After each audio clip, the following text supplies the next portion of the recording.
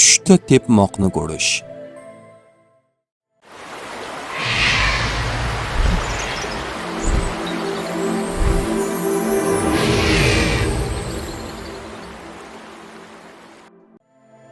Ibn Sirin aytadilarki, tushida bir kimsa tepib yuborganini ko'rsa, undan yoki uning qarindoshlaridan ziyon ko'rishni bildiradi.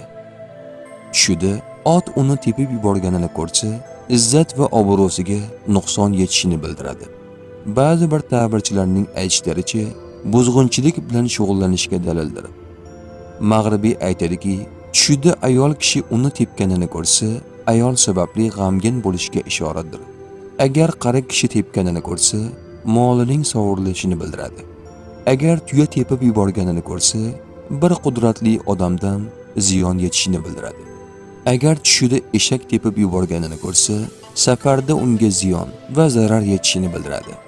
Agar buqa yoki sigir tepib yuborganini ko'rsa, o'sha yili unga ziyon yetishi mumkin.